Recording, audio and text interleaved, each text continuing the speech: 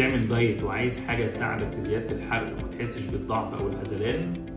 بتلعب رياضه او بتروح الجيم ومحتاج حاجه تساعدك في الريكفري او الاستشفاء او تعالج موضوع الكرامبات اللي بتحصل في العضلات او الماسلز اللي بتجيلك بالليل وانت نايم، عندك مشاكل في النوم بيجيلك ارق ومحتاج حاجه تساعدك في الاسترخاء وتدخلك في النوم بعمق، لو عندك اي علامه من العلامات دي او اي عرض من الاعراض دي يبقى عندك نقص في المغنيسيوم، يبقى انت محتاج تاخد مغنيسيوم هيساعدك كتير. لو انت بتعمل دايت محتاج حاجه تزود معاك المعدل الحرق، بتلعب اي رياضه، بتروح الجيم بتلعب اي رياضه، سباحه، كره قدم، محتاج حاجه تساعدك في الريكفري، تساعدك في الاستشفاء، تقلل الكرامب او الشد العضلي اللي بيجيلك، محتاج عندك مشاكل في الارق، كل الحاجات دي كلها علامه من علامات نقص المغنيسيوم، يبقى احنا لازم ناخد مغنيسيوم.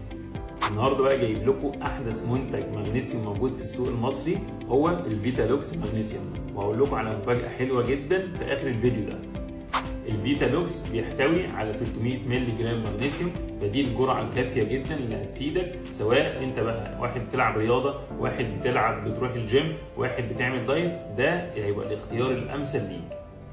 اهم ميزه بقى في الفيتالوكس مغنيسيوم هو مش عباره عن تابلت او اقراص او حاجه. الناس اللي بتشتكي عندها مشاكل في المعده، ودي اكتر حاجه بنشتكي بيها في الناس اللي بتاخد فيتامينز، ان الفيتامينز بيبقى الاقراص بتاعتها تقيله قوي على المعده فبتتعب لها المعده. الفيتالوكس بقى عاملين حاجه بجد جميله قوي، هو عباره عن شوتس كده بتاخده مش كل يوم كمان، عشان برضو الناس اللي كانت بتعاني اللي هو بينسى ما بيعرفش ياخد الفيتامينز كل يوم، لا الفيتالوكس ممكن تاخده مره كل 3 ايام، عباره عن شوت واحد كل 3 ايام، هيديك ان انت احتياجك اللي انت محتاجه من المغنيسيوم، وهيساعدك في الجيم، هيساعدك في الدايت، هيساعدك في ان انت تحسن الكواليتي بتاع النوم، وهيقلل كتير الكرامبات او الشد العضلي اللي بيجيلك، وهيساعدك في الريكفري. جربوا الفيتالوكس، سعره افوردبل، سعره كويس جدا ان شاء الله، وهيساعدنا كتير في كل الحالات اللي بتعاني من نقص المغنيسيوم.